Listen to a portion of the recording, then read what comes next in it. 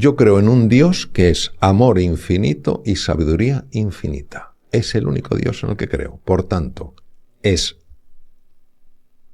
puro amor. Entonces, claro, si yo me imagino al mejor de los padres, aún así no me puedo imaginar la envergadura de ese Dios al que yo llamo Padre. Unos le pueden llamar energía cósmica, campo cuántico, campo acásico, si es que es igual.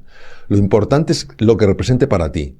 ¿Y qué es lo que ocurre? Que para mí, y quiero vivir en esa onda, muchas veces no lo consigo, las cosas como son, pero bueno, me moriré intentándolo. Es decir, por lo menos me moriré luchando. Y quiere decir que como considero que ese Dios no es mi Dios, sino es nuestro Dios, entonces eso que me lleva a ver a los demás, o por lo menos a buscar verles como hermanos. Y entonces, ese es el Dios en el que creo. Entonces, cuando se utiliza ese Dios para someter, ese Dios para no sé qué, ese Dios para amedrentar, ese Dios para culpabilizar, digo, ese no es mi Dios. Porque hemos idolatrado a la ciencia y a la técnica. Y parece que los únicos que pueden decir lo que es real y lo que no lo es son los científicos y los tecnólogos. Hace años, cuando Hawkins estuvo en las Islas Canarias, unas islas a las que yo tengo muchísimo cariño, al parecer hizo un comentario, apareció en toda la prensa. Stephen Hawking dice que Dios no existe. No lo puede decir él ni nadie en el mundo. ¿Por qué? Porque tú no puedes, con los sentidos, hablar de algo que es suprasensorial. Puedes decir, yo creo que no existe. Maravilloso. Puedes decir, creo que existe. Pero decir, no existe, ya. Eso es una opinión. Una sentencia, total. Eso es una sentencia, eso no puede hacer nada de nadie. Y luego te puedes encontrar dentro de la ciencia, por ejemplo, Albert Einstein, David Bohm, Niels Bohr, personas con un concepto tremendo de la espiritualidad. Tremendo. Y te puedes encontrar con otros que no. ¿Y esto a qué lleva? Obviamente a respetar unos a otros. Pero ni el que cree ha de someter al que no cree en su pensamiento, y el que no cree tampoco tiene que despreciar al que cree. Lo que tenemos que entender es que verdaderamente una espiritualidad vivida auténticamente es una espiritualidad que siempre ha de acercar, nunca ha de alejar. Y se tiene que vivir con alegría, no con miedo. Se tiene que vivir con una sensación de libertad. Total. No como una carga, no como una imposición. Entonces, por eso, lo que pasa es que, claro, es muy tentador para el ego humano, lo que se llama el ego espiritual, que es el más peligroso, decir, no, es que lo que digo yo, en fin, es incuestionable porque lo dice Dios. ¿Sabes lo que te quiero decir? Entonces, ese es el punto. Entonces, si la intención es buena, pues no se hace daño, pero si la intención es someter, se hace mucho daño. Entonces yo creo que el Dios que yo amo es un Dios que nos ama a todos, no por cómo somos. No hay que ganarse su amor, porque su amor es incondicional. Él nos ama por quienes somos, no por cómo somos. O sea, es como si nuestros padres nos quisieran solos y somos de una manera, y si no, yo no te quiero. Nuestros padres nos aman, o en mi caso, ya fallecieron, nos amaban, porque somos sus hijos. Llevemos esto a un nivel estratosférico, pues ese es el Dios en el que yo creo. Nosotros padecemos una gran distorsión mental, que es que nadie o casi nadie se cree que es suficiente. Cuando sea famoso, cuando sea ese maravilloso médico, cuando sea ese jugador de fútbol, cuando sea esa madre perfecta, ese padre perfecto, ese marido, etc. Cuando yo sea esa persona perfecta, seré feliz. Esto parte de un error que es el profundo desconocimiento de quiénes somos en realidad. En nuestra esencia, en nuestro ser, en lo que nos define, somos ya perfectos. Nada de lo que hagamos puede devolvernos perfección a lo que es ya perfecto. Es como cuando ves una escultura y dices, es que es perfecta. O una pintura y dices, es que es perfecta. No tiene sentido añadirle nada porque es ridículo. ¿Qué ocurre? Que como nosotros estamos tan alejados de nuestro ser, de nuestra esencia, y es cierto que sentimos ese vacío, pensamos que hay que rellenar ese vacío. Y lo queremos rellenar con el tener. Tener poder, tener fama, tener dinero, tener reconocimiento, tener... ¿Y qué ocurre? Que genera distracción, es verdad, y genera bienestar subjetivo, el goce, los sentidos, pero no rellena ese vacío. Yo lo llevo diciendo mucho tiempo, los vacíos del ser no se rellenan con el tener. Entonces, ¿cómo puedes tú rellenar el vacío del ser? Sencillamente dándote cuenta de que tú eres todo lo que hay que ser. ¿Qué es entonces lo que hay que cambiar? Si ya soy todo lo que tengo que ser, tu forma de ser y de estar en el mundo. Tu forma de ser, es tu personalidad. Para que tu personalidad cada vez refleje con mayor claridad, con mayor precisión, quién eres en realidad. Cuando una persona empieza a actuar, a hablar, a sentir desde el ser, es una persona mucho más cercana, mucho más humilde, mucho más emprendedora, mucho más creativa, mucho más tierna, mucho más compasiva, mucho más alegre, mucho más entusiasta. Entonces, en el fondo, desde mi punto de vista, lo que necesitamos es recordar quiénes somos. Porque de las tres grandes preguntas, ¿de dónde vengo, quién soy y a dónde voy? Sin ninguna duda, por lo menos para mí, la más importante es ¿quién soy? Porque si tú descubres quién eres, sabrás perfectamente de dónde vienes. Y si sabes quién eres, sabrás perfectamente hasta dónde puedes llegar. Pues ese viaje se empieza, Sergio, dejando de hacer lo que estamos haciendo como si fuera normal y no lo es, que es juzgarnos y juzgar. Todo juicio es congelar toda la longitud de una película en un fotograma. Cometes un error, dices, soy un fracasado. ¿Comete una persona un error? No la perdonaré nunca. A ver, ¿quién no comete errores? ¿Quién no tiene fallos? Entonces, lo primero es dejar de juzgar. Y uno dice, si dejo de juzgar, ¿qué me queda? Te queda preguntar, observar y escuchar. ¿Qué es lo que hacemos cuando somos chiquitines? Pero enseguida aprendemos el modelo de enjuiciamiento del mundo. Y todos sabemos que cuando nos sentimos enjuiciados no nos gusta nada. Porque entonces no somos como nos gustaría ser, no tenemos la tranquilidad de ser quienes en realidad somos. Entonces, eso en primer lugar, es decir, reducir radicalmente nuestra tendencia a juzgar. Y reconocer, como decía el gran sabio Sócrates, lo poco que sabemos. Si la persona que transformó el saber de todo Occidente, que fue Sócrates, porque sin Sócrates no habría habido un Platón. Sin un Platón no habría habido un Aristóteles. Aristóteles se pasó 20 años en la academia de Platón. Y si este hombre extraordinario, que no temía la muerte y que cuando se tomó la copa de cicuta por esa sentencia abrumadoramente vergonzosa del Senado de Atenas, se tomó esa copa de cicuta, el propio verdugo que se la administró lloró al ver la entereza de este hombre. Si este hombre decía que apenas sabía nada, ¿qué vamos a decir el resto? Entonces, esta posición radical de humildad es fundamental para poder aprender. Entonces, dejar de juzgar, o por lo menos entrenarnos en juzgar menos. Segundo, ser humildes. Ser humildes es abrirnos a que todo el mundo nos puede enseñar. Hace años, cuando yo era muchísimo más joven, ser una persona joven era, pues, generar un cierto recelo en los demás. Bueno, es joven, no tiene experiencia, no sabe. Hoy en día, cuando tú contemplas a una persona joven, vosotros, por ejemplo, que sois muy jóvenes, dices, ¿cuántas cosas me pueden enseñar a mí Juan y Sergio? Un montón. Entonces, necesitamos esta disposición abierta y humilde a aprender. En tercer lugar, recomiendo muchísimo la práctica contemplativa. La práctica contemplativa no es una práctica extraña, es sencillamente entrar en contacto con el silencio. Es decir, te das un paseo por la naturaleza, fíjate en los árboles, fíjate en las hojas, fíjate en los pajaritos y no te dejes atrapar por el pensamiento. Estás disfrutando de un momento de tranquilidad, no te dejes abrumar por ese ruido mental que lo va a liar todo. Cerrar los ojos, concentrarse, aunque sea durante 5 minutos, en tu respiración. Puedes tener vivencias muy profundas y la neurociencia contemplativa, que es una de mis grandes pasiones, ha mostrado claramente que cuando tú dejas de juzgar, entras en espacio y quietud, el cerebro empieza a operar de una manera distinta y el cuerpo tiene más salud. Entonces, son caminos, no digo que sean fáciles. No es fácil cuando hemos tenido tanto condicionamiento durante tantos años. Son posibles y los frutos son extraordinarios. Yo, por elección, busco siempre una mirada positiva sobre todo, porque creo que de pesimismo estamos ya un poco todos hasta arriba, ¿no?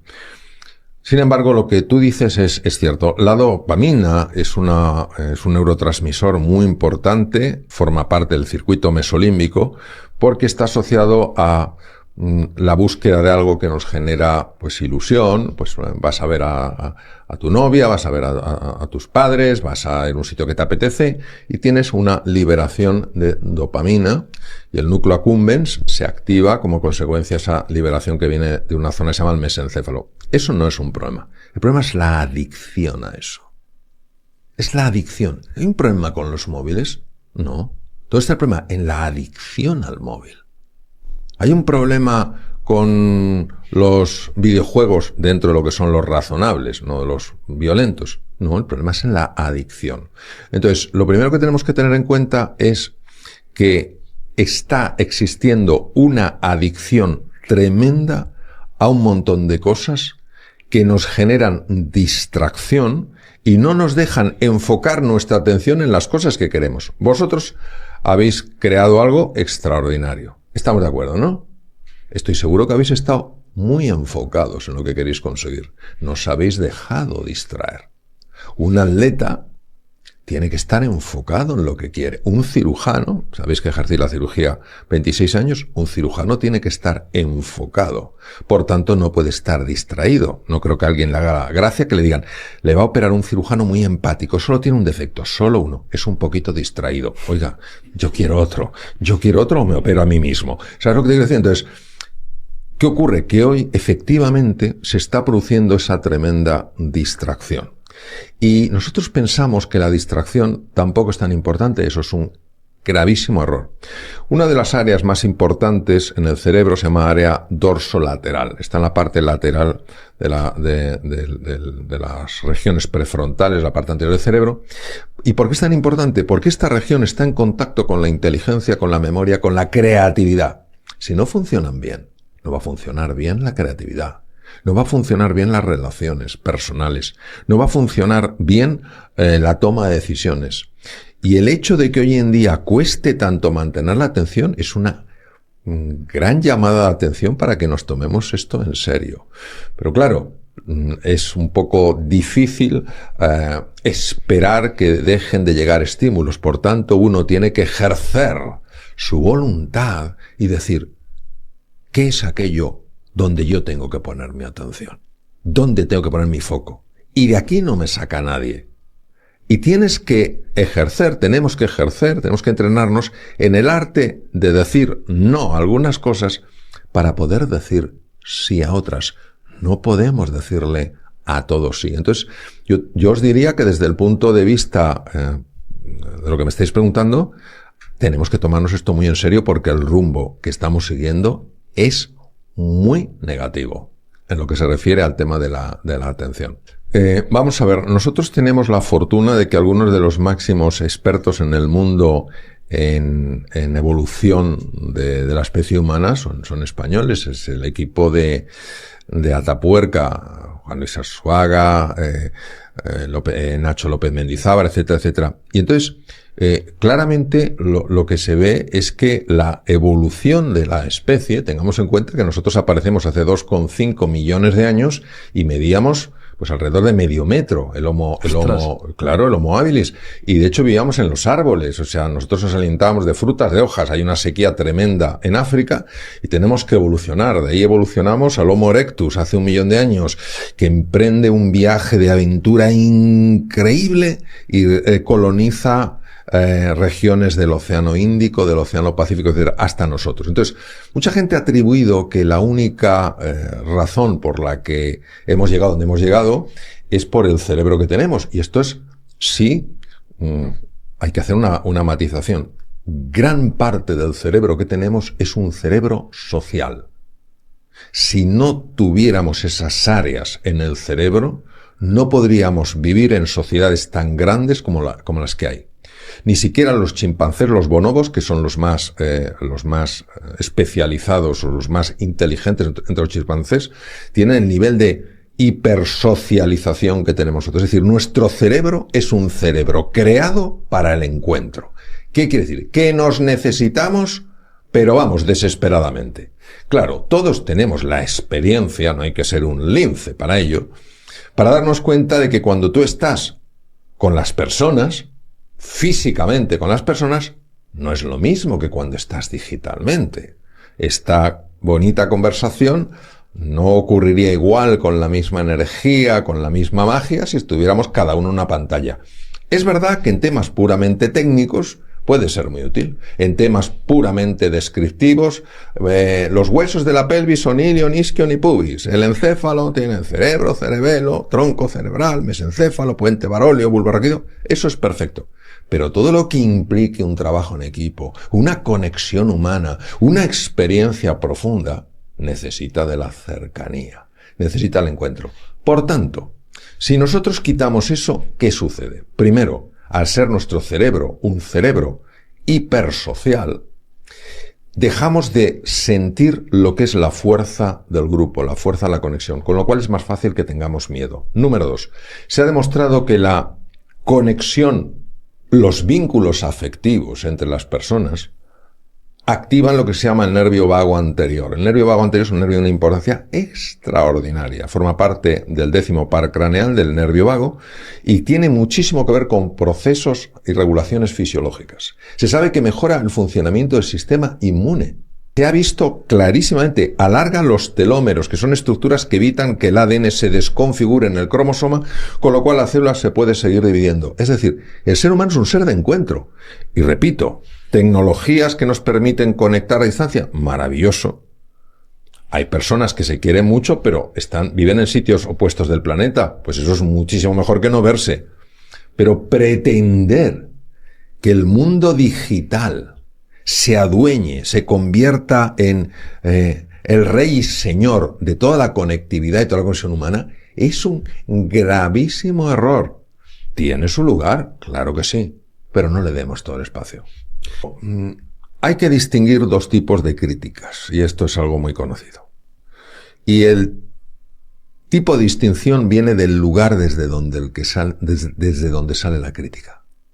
La crítica puede salir de un lugar noble. Ves que alguien podría hacer mejor algo, te importa que lo haga mejor y se lo dices. A lo mejor la forma en la que se lo dices no es la más bonita, no es la más amable, pero tu fondo, tu verdadera intención es ayudar. Hay veces, sin embargo, que esa crítica no sale de una voluntad de ayudar, sale de la envidia, sale de los celos, sale de sitios de los que ninguno de los que vivimos en este planeta nos podríamos sentir orgullosos. Y en ese momento, aunque se diga con un lenguaje más amable, se ve que lleva debajo el punzón. Entonces, ¿qué quiere decir? Pues que frente a lo primero, la crítica, que incluso aunque no tenga una forma muy elaborada, parte de un sitio noble, tenemos todos la obligación, así lo entiendo yo, de tener humildad y decir que no estoy viendo que esta persona me está invitando a ver, aunque la forma en la que lo haya hecho no sea la mejor, pero su intención sí lo es. Y ante la otra crítica, no podemos dejar que nos entre. Tampoco nos tiene que convertir en personas agresivas, que contraataquemos, sino sencillamente digamos, es su forma de pensar, no la voy a hacer mía. No es fácil, claro que no, porque estas cosas llegan, pero como soy una persona que creo mucho en el poder del entrenamiento, es así. Y si ves que verdaderamente esa crítica es una crítica que se repite, y lleva ese punzón, porque se nota, no parte de un lugar claro, pues sencillamente dejas de ver eso para que no te afecte. Vamos a ver, cuando uno habla del pensamiento de los estoicos, y Marco Aurelio es uno de los grandes estoicos, obviamente ha de acercarse con enorme respeto porque marcaron un antes y un después en nuestra comprensión, Marco Aurelio, Epicteto, Séneca, etc., ¿no? Pero lo que no cabe duda es que los seres humanos tenemos todos, hasta el propio Marco Aurelio, nuestro corazoncito. Y las cosas nos afectan. Incluso la persona que dice, a mí no me importa las críticas de los demás, no es verdad. ¿Y cómo lo sabes? Porque en cuanto alguien le critica, saltan. Entonces, lo tenemos muy metido en el cuerpo. Entonces, a mí, yo afortunadamente, y esto tengo que expresar una extraordinaria gratitud, las personas cuando conectan conmigo y hacen comentarios, en general son comentarios llenos de cariño, llenos de afecto, llenos de ganas de ayudar, y personas que yo percibo un ataque directo son realmente muy, muy pocas. En cualquier caso, yo creo que cuando uno se da cuenta del poder que tiene la interpretación en la percepción de la realidad, es decir, que nuestro cerebro con los datos que llegan de fuera hace un cóctel, lo junta con experiencias, con creencias, etc., y al final lo que uno ve tiene mucho que ver con lo que uno es. Entonces lo que uno necesita es, desde mi punto de vista, es trabajar esto e interpretar las cosas que no te gustan como una lección que has de aprender. Es decir, ¿no te gusta algo? ¿Qué es lo que puedo aprender de aquí? Pues a lo mejor responder con respeto a quien me ha atacado. A lo mejor entender que esa persona está pasando por un momento de sufrimiento y que lo único que en este momento es capaz de hacer es herir. Por eso a mí no me gusta hablar de malas personas y buenas personas. A mí me gusta hablar de personas que están bien y personas que están mal. Porque si yo creo que hay una persona que es una mala persona, yo voy a ir a castigarla. ¿Por qué? Porque es mala. Pero si yo creo que es una persona que está mal, yo voy a buscar corregirla para que esté bien. Y de hecho sabemos de personas que ante ataques tremendos, totalmente injustificados, fueron totalmente transformadas en su percepción por la respuesta que recibieron.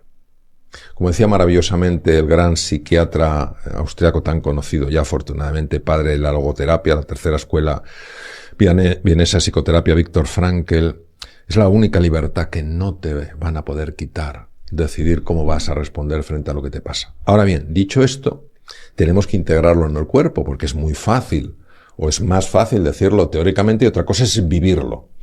Una cosa es saber algo y otra es saber hacerlo. Entonces, esa base de darte cuenta de la importancia que tiene esto, de lo que está en juego, tengamos en cuenta que hay personas que por un momento de enfado han muerto, han tenido un infarto y han muerto.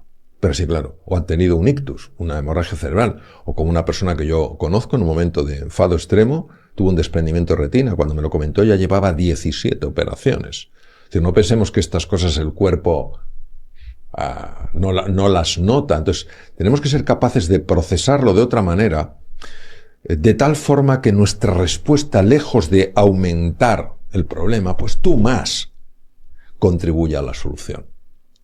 Como obedecemos a tantos programas automáticos que nos dominan desde el inconsciente, tenemos la sensación de que no podemos elegir.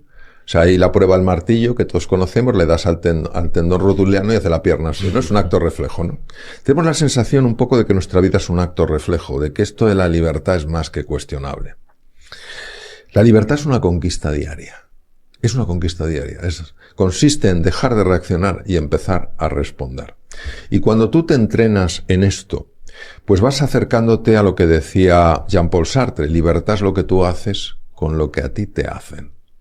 Y claro, las personas que sanan este mundo, las personas que transforman este mundo, las personas que generan belleza en este mundo, no son personas que reaccionan, son personas que responden. Y no fue así desde que estaban en este planeta, sino que aprendieron a hacerlo.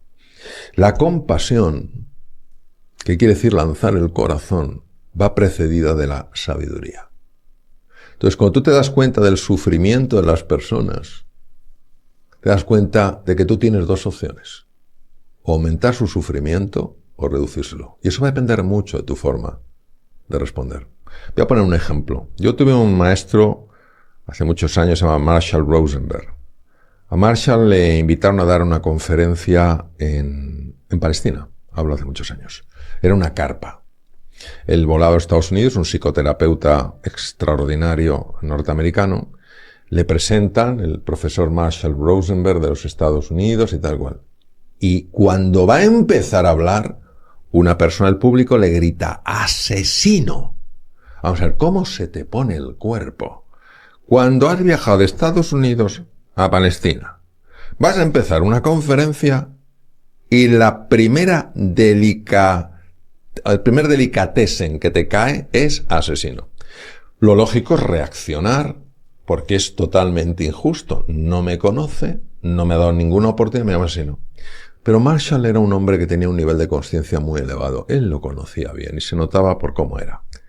Y él se acercó no con una mirada hostil, sino con una mirada apreciativa. ¿Por qué?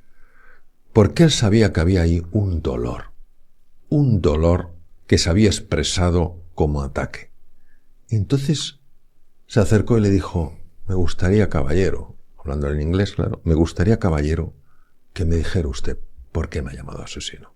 Claro, en la propia pregunta, en el propio lenguaje no verbal y en el verbal, se notaba que esta persona quería conocer, había sustituido el juzgar. Yo asesino, bueno, usted impresentable. Había sustituido el juzgar por el conocer, preguntar, escuchar. ¿Qué le ha hecho usted llamarme asesino? Aquel hombre, el que le había llamado asesino, como le rompieron el patrón. Dijo, porque usted es norteamericano. Y los norteamericanos venden armas a nuestros enemigos, los israelitas. Siguió la conversación. Todo empezó a transformarse. Cuando acabó la conferencia, este señor, que le había llamado asesino, alzó la mano para que le pasaran el micrófono.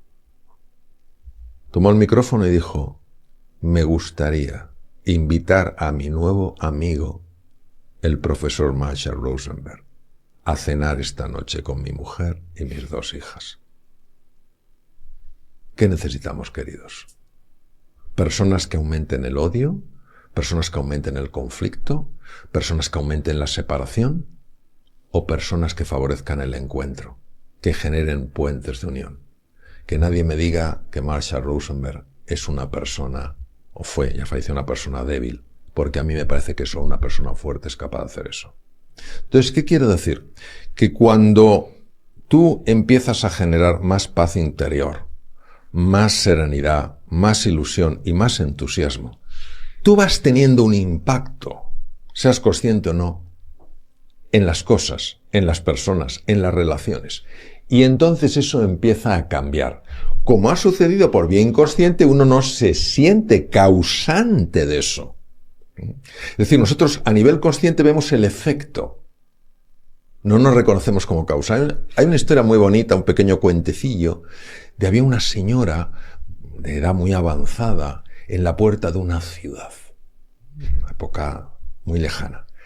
Y entonces llega un viajante, un señor que llega de otra ciudad y le dice, anciana, ¿cómo es esta ciudad? Y ella dice, ¿cómo es la ciudad de la que vienes? ¡Buah! Horrible. Una gente malvada. No te puedes fiar de nadie. Un horror. Pues amigo, no tengo una buena noticia para ti. La gente en esa ciudad es igual. Gracias por advertirme. Y se fue. Al cabo de un tiempo llega otro señor. Buena mujer. ¿Cómo es la gente de esta ciudad? Joven, ¿cómo es la gente de tu ciudad, de la que vienes? Es una gente estupenda. Es una gente alegre que te ayuda en cuanto puede. Hombre, como todos hay gente más difícil, pero en general extraordinaria. Dice, pues esta otra va a ser también una gran ciudad para ti. ¿Por qué? Porque uno llevaba la ira, y quien lleva ira recoge tempestades. Y otro llevaba la cercanía. Y sí puede haber una persona un poco más complicada, pero en general lo que recibes es lo que das. En una ocasión escuché a una persona decir que eliminar las creencias inconscientes era algo fácil. Y yo pensé, no tienen ni idea de lo que habla. Total. Porque ¿cómo vas a eliminar una creencia que ni siquiera sabes que existe? Es como cuando me dicen, ¿es verdad, Mario, que utilizamos el 1% de nuestra capacidad mental? Digo, si no sabes cuál es el 100%, ¿cómo vas a saber lo que es el 1%? Claro. Es que no tiene sentido. O sea, son cosas... En fin, entonces, en mi experiencia, la conexión con el inconsciente es la conexión a nivel físico entre el hemisferio izquierdo y el hemisferio derecho, que están muy enfrentados por el tema cultural. Entonces, el hemisferio izquierdo se ha convertido en el dominante, quiere dominarlo todo. Vosotros trabajáis muy bien juntos porque cada uno aporta pues su talento, su experiencia en un campo o en otro, y por eso es como el oxígeno y el hidrógeno, sale algo maravilloso que es el agua. Si uno de vosotros quisiera convertirse en un tirano, al final estas conversaciones carecerían de interés, porque en realidad habría una pugna, porque siempre hace las preguntas el mismo, porque tus preguntas son peores que las mías. Entonces, esto ha pasado con los dos hemisferios cerebrales y se produce la lateralización hemisférica. Entonces, el hemisferio izquierdo, que es el que controla, es el que domina, es el que quiere todo absolutamente seguro y cierto, tiene totalmente bloqueadas funciones del hemisferio derecho, que son muy superiores, pero no les deja mostrarlas. Entonces, ¿cómo se puede resolver esto? Yo escribí un libro que se llama Resetea tu mente, donde hablo ampliamente de los descubrimientos que llevaron a la comprensión de que tenemos dos mentes. Entonces, ¿qué es lo que podemos hacer? Lo que podemos hacer primero es habituarnos a explorar dentro de lo sensato cosas que no son conocidas, porque en lo que no conoces está tu gran oportunidad. Aventurarte a salir un poco de tu mundo familiar. ¿Por qué? Porque el hemisferio izquierdo no quiere salir del mundo familiar, pero donde descubres cosas es en el mundo no familiar, en el mundo de la incertidumbre. Claro, yo tengo vértigo, sí, tiene vértigo tu hemisferio izquierdo, porque tu hemisferio derecho está precisamente para lidiar con la incertidumbre. Entonces, lo primero es eso, es ir habituándote a explorar campos que puedan tener un interés, y aunque no sean campos que vayan a revolucionar tu vida, sí te están abriendo a conocer cosas nuevas. Otro tema que ayuda muchísimo es todo lo que tiene que ver con el cultivo de cualquier forma artística, desde el escribir hasta el pintar, hasta la escultura, hasta la danza, hasta toda la cocina, o sea, donde tú realmente des pie a ese acercamiento a la belleza, a la dimensión de la imaginación, la creatividad, etc. En lo que vosotros hacéis también hay un arte. No solo es ciencia o técnica, hay un arte. En la conversación hay un arte. Eso es un segundo tema muy importante. Tercer tema muy importante. Entrar en contacto con la naturaleza. La naturaleza tiene un impacto muy claro en el funcionamiento del cerebro. Por eso una vez que una persona se ha dado un paseo por un parque, por una playa, etcétera, siente como algo diferente, ¿no? Todo lo que es las prácticas contemplativas, el silencio, la meditación, todo eso ayuda muchísimo. Vamos a ver, lo interesante es que no estamos yendo en contra de quiénes somos, estamos yendo a favor de quiénes somos. Si los dos hemisferios están deseando volver a trabajar juntos. A ti, imagínate, Juan, no te dejan hablar porque tú te has convertido en el dominante, pero resulta que no consigues enganchar con ciertas personas que han sido invitadas. Y de repente vuelves a reencontrarte con tu amigo, ganáis los dos, gana el programa, gana todo el mundo. Eso es lo que nos ha pasado.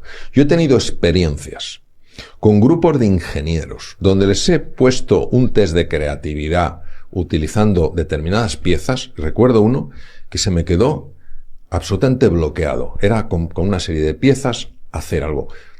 Como diciendo, yo no puedo, yo soy ingeniero. Seguro que puedes hacer algo. Entonces hace así, hace una torrecita. Como diciendo, no puedo hacer nada más. Y digo, seguro que puedes hacer algo más. Se me queda mirando y dice. Y entonces hace un puente.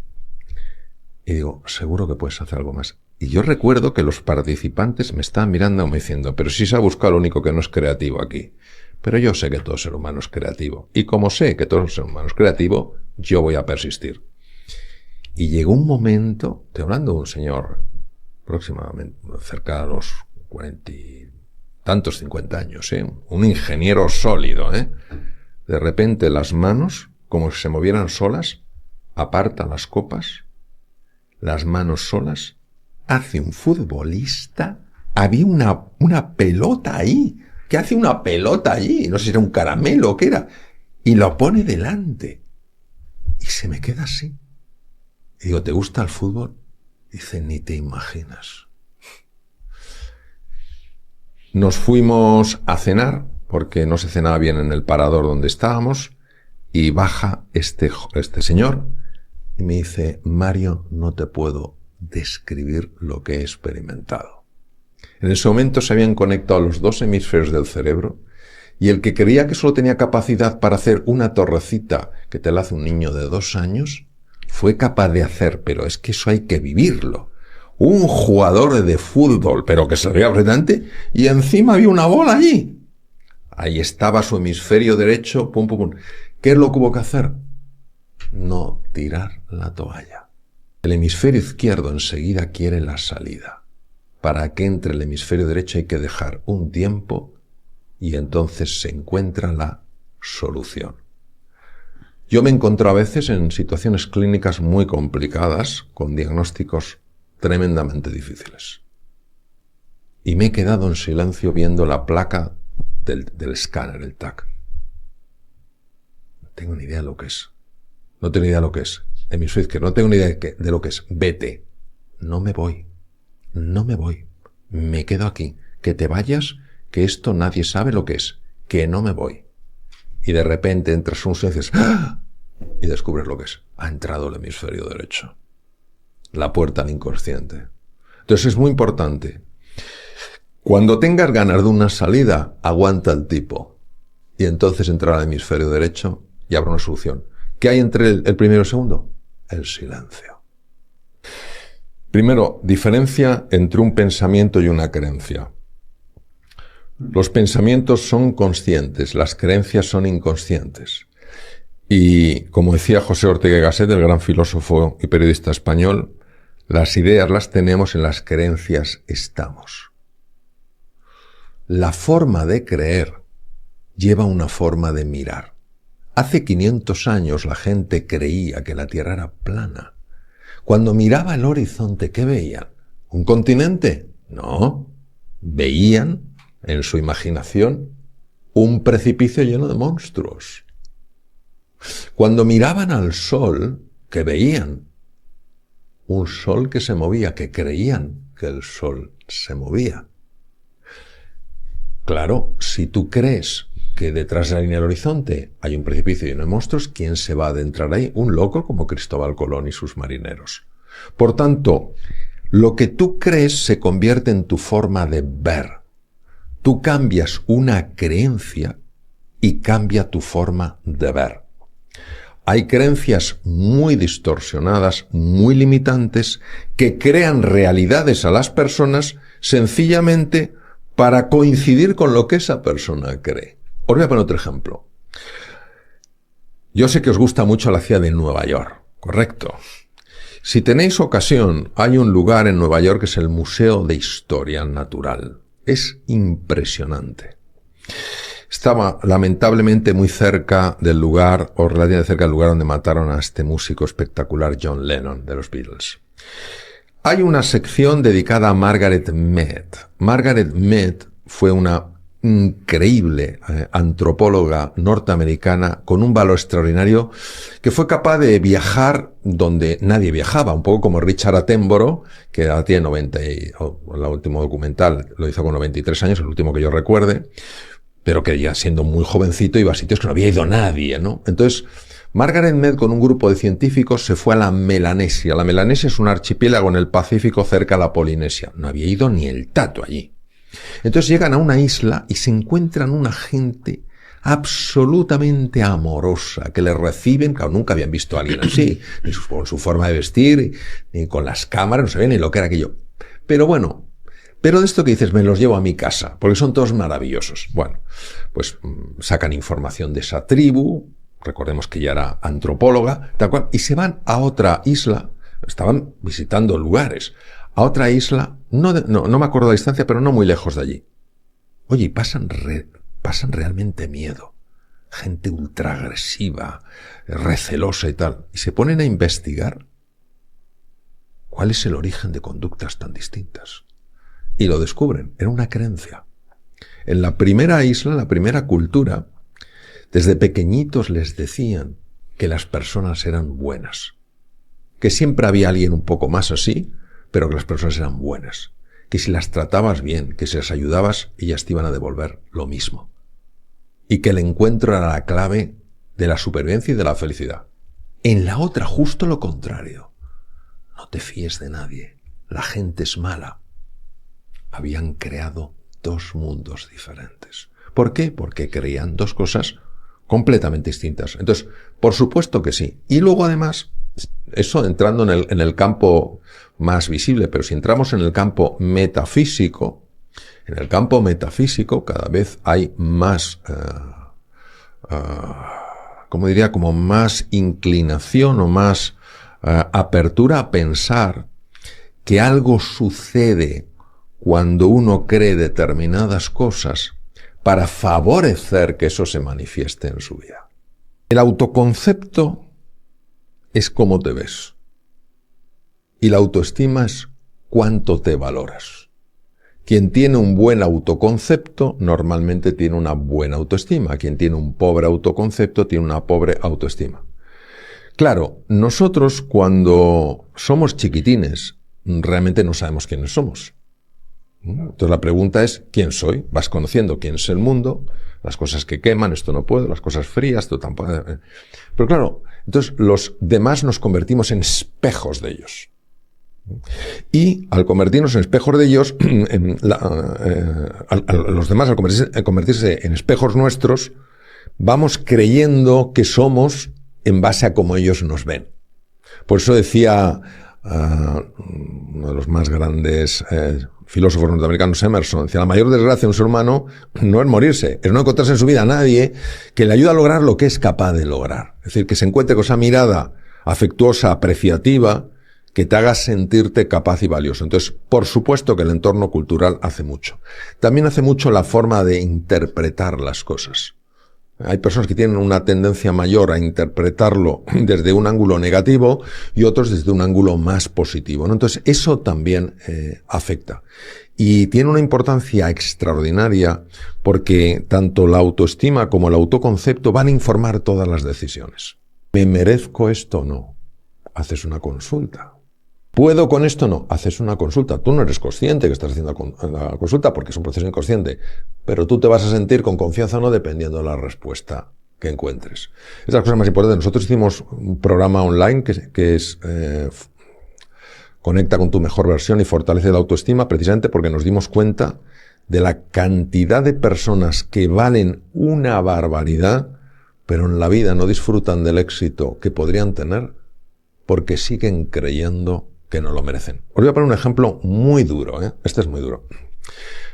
Hay personas que han nacido en entornos familiares muy complicados, muy violentos. Estos niños, estas niñas pueden llegar a creer que el maltrato que reciben es porque se lo merecen y no porque sus padres están mal. Imagínate o imaginaros lo que es arrastrar encima esa sensación de culpa cuando no has tenido que ver en eso.